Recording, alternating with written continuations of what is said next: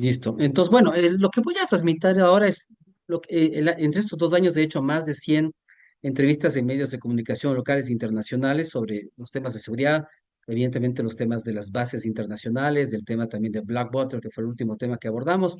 Pues un poco, esto es un poco el compendio de lo que he hecho en seguridad. Entonces, estoy escribiendo también un libro de seguridad sobre todas estas políticas que los últimos gobiernos se han implementado.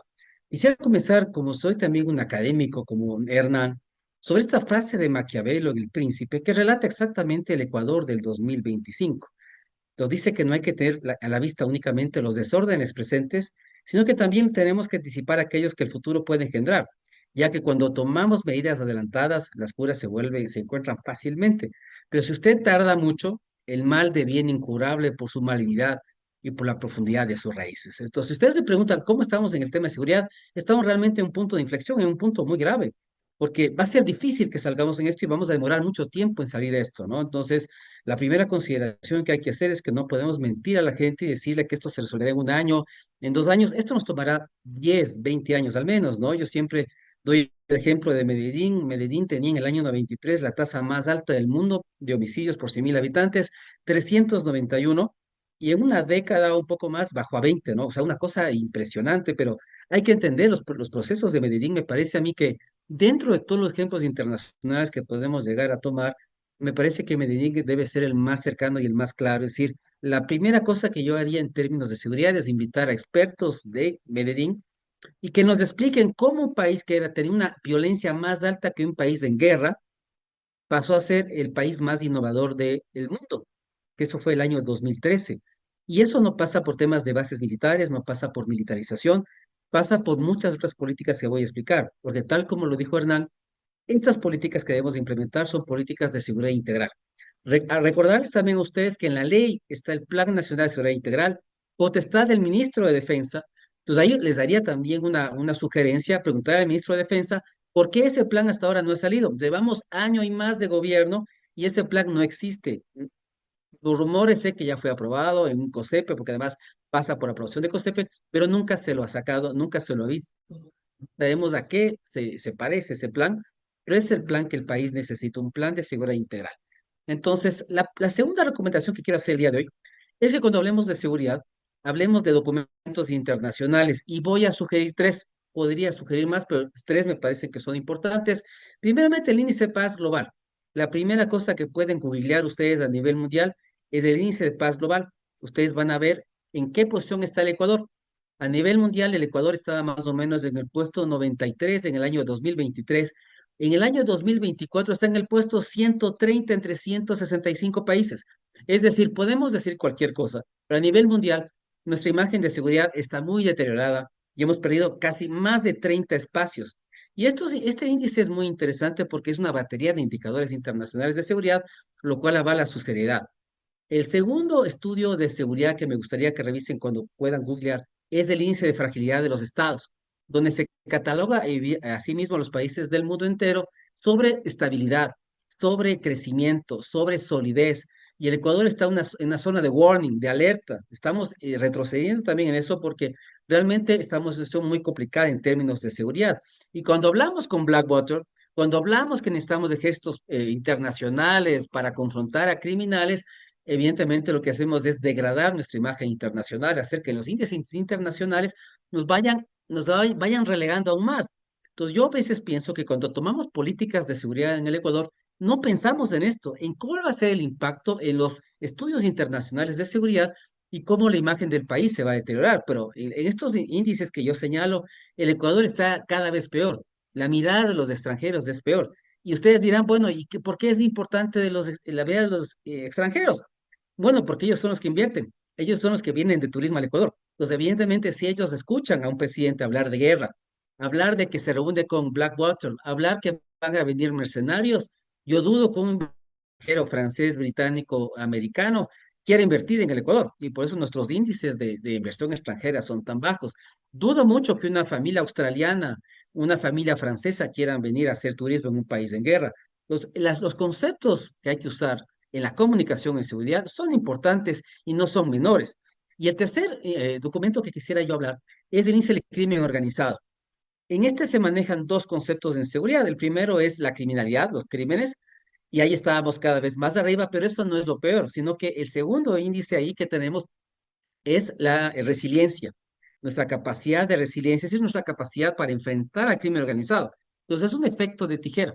Estamos cada vez más violentos y tenemos cada vez menos capacidades de enfrentar al crimen organizado. Ahí sí se justifica qué cosa, la cooperación internacional, pero por supuesto.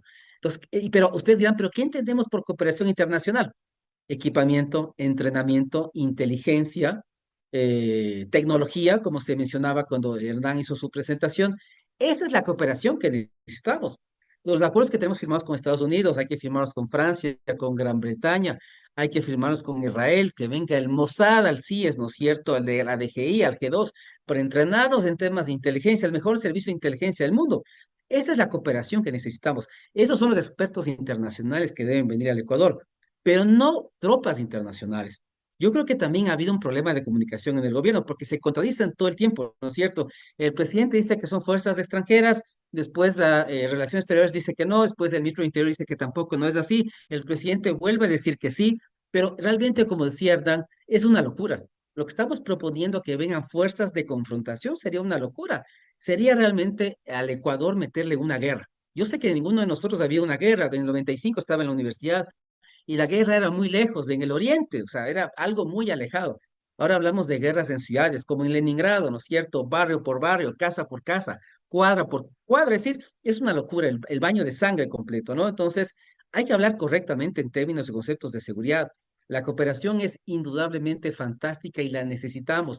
Y todo país que nos quiera ayudar, pero por supuesto, franceses, británicos, australianos, americanos, cualquier país que quiera ayudarnos, pero deberíamos tener múltiples nacionalidades en el Ecuador en temas de seguridad. Deberíamos estar llenos de gente de seguridad aquí en el Ecuador, pero por supuesto, pero no para términos de confrontación, sí para términos de equipamiento, de inteligencia, de entrenamiento, de capacitación. Esos son los extranjeros que necesitamos en el Ecuador. Entonces, nada más referirme a esos tres documentos que para mí son importantes. De ahí la otra cosa que es importante, voy a adelantarme algunos pasos a lo que quiero presentar, en estos informes, tal como señalo yo, por ejemplo, cuando le decían al Hernán el tema de Blackwater, ¿no es cierto? Un ejército privado de mercenarios pagados.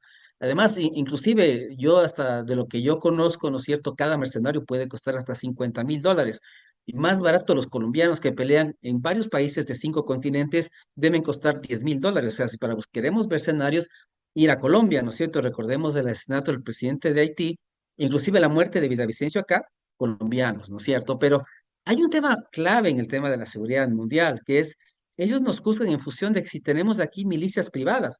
Entonces, si algún día se les ocurre traer a Wagner, por ejemplo, los rusos, o a Blackwater, que son los norteamericanos, vamos a ser evidentemente relegados en temas de seguridad. No es que van a decir que somos más seguros, van a decir que somos una tragedia, ¿sí? Entonces, lo que hay que saber es que a nivel mundial hay varios indicadores que nos permiten medir la seguridad, la presencia de milicias, el acceso a armas ligeras, la tasa de homicidios por 100.000 habitantes, la tasa de presidiarios por 100.000 habitantes. Es decir, las cárceles nuevas tampoco no es una solución. El país más seguro del mundo no es el que tiene más cárceles, es el que tiene menos presos. Esos son los países más seguros del mundo. Entonces, evidentemente, tenemos falsos paradigmas de la seguridad.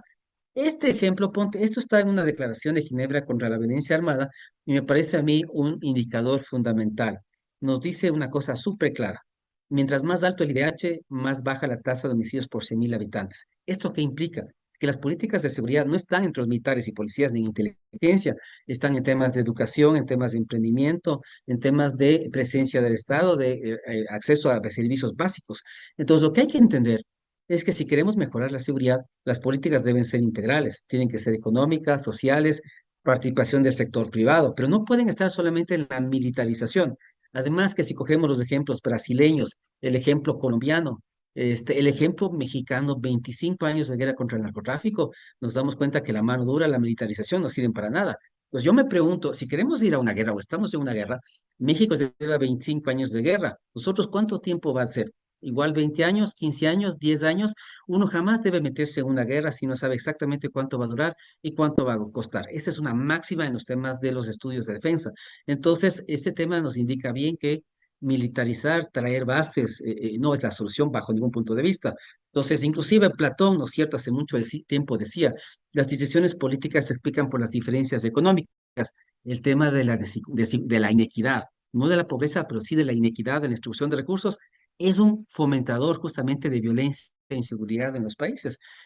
Y este documento también fantástico que se llama La paradoja de Caracas, donde Chávez, claro, hacía mucha política social, redujo la mortalidad infantil, pero ¿qué sentido tiene combatir la mortalidad infantil si la esperanza de vida de los niños en Venezuela o acá en Ecuador son 18 años, son 20 años? O sea, ¿por qué queremos salvarles cuando nacen si no les damos la capacidad de que vivan más allá de 16, 17 años? Es una locura, porque hay que entender que en el Ecuador, seguramente más del 80% de la gente que muere de forma violenta en el país tiene a duras penas 20 años, 21 años. Es la realidad con la que nos enfrentamos. Pues, cada vez que yo veo a los militares yendo, ¿no es cierto?, a la guerra, supuestamente, yo digo, oye, cuando se enfrenten y se den cuenta que sus enemigos tienen 16, 17 años, hay que matarlos. Seguro que lo que tenemos que hacer es matar a, a un chico de 16, 17 años. Yo no estoy tan seguro de eso. Y cuando voy a los estudios internacionales y que se habla de la paz positiva, nos dicen, ¿no es cierto?, que la paz no pasa por la militarización, pasa por el tema de la equidad, la distribución de recursos, por el buen funcionamiento del gobierno, el flujo de información, el ataque a la corrupción, un buen ambiente para hacer negocios, un ambiente sólido para hacer negocios. Eso es la paz, eso es la seguridad, y no el tema de la militarización o de la mano dura. Entonces, cuando hablamos de políticas de seguridad, cuando hablamos, ¿no es cierto?, de traer mercenarios acá, porque Price estuvo mucho tiempo vinculado a Blackwater, evidentemente el escenario que hay que pensar y hay que tomar en cuenta es la confrontación directa, el baño de sangre. Entonces, yo no estoy seguro que esa sea una alternativa. La otra que tenemos, evidentemente, es la paz mafiosa, la que hizo Bukele, porque Bukele tiene en Estados Unidos una denuncia en la fiscalía por paz mafiosa.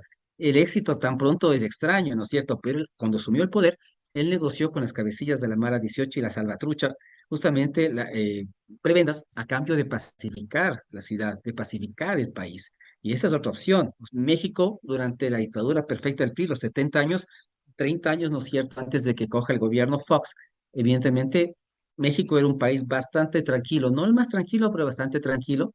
Y evidentemente era porque el Estado era el que regulaba los carteles, el que moderaba los carteles, había plata para los policías militares, para el gobierno, para todos, ¿no es cierto? La paz mafiosa. Pero México también implementó una cosa interesante en el 2019, una Guardia Civil. Podría ser una opción en el Ecuador. En lugar de usar militares, si la policía se ve desbordada, podríamos hacer uso, ¿no es cierto?, de una Guardia Civil. El otro es la legalización de las drogas. Ustedes como asambleístas deberían fomentar eso porque detrás de la violencia que hay, cuando uno ve las causas de la violencia, una causa fundamental es la rentabilidad del narcotráfico. Y mientras no le quitemos rentabilidad al narcotráfico, no importa lo que hagamos, esto no se va a acabar. La violencia no va a bajar, porque el narcotráfico tiene tal capacidad de compra que puede comprar lo que sea. Yo recuerdo, hay un libro que les voy a sugerir, los libros de Anabel Hernández, mexicana, La historia secreta, el diario de un traidor, el diario del hijo del Mayo Zambada, donde el Mayo decía que un cartel fácilmente en un mes puede ganar 100 millones de dólares, fácil. ¿Ustedes creen que para ellos gastar en coimas 1 o 2 millones representa algo? Pueden gastarse hasta 10, que no pasa absolutamente nada. Entonces tenemos que estar claros que la violencia va a parar cuando realmente a nivel regional podamos retomar el tema de la legalización de las drogas. Uruguay hace 10 años legalizó la marihuana. Canadá tiene ya legalización de drogas duras. Portugal tiene centros estatales, ¿no es cierto?, donde se controla el consumo de drogas duras también. Hay que estudiar esos ejemplos internacionales. Esa gente debe venir al Ecuador para que nos explique por qué están haciendo ese. Alemanes, uruguayos, portugueses, canadienses deben venir al Ecuador, ¿sí? Ahora, cuando hablamos de bases extranjeras, de ejércitos internacionales, estamos dando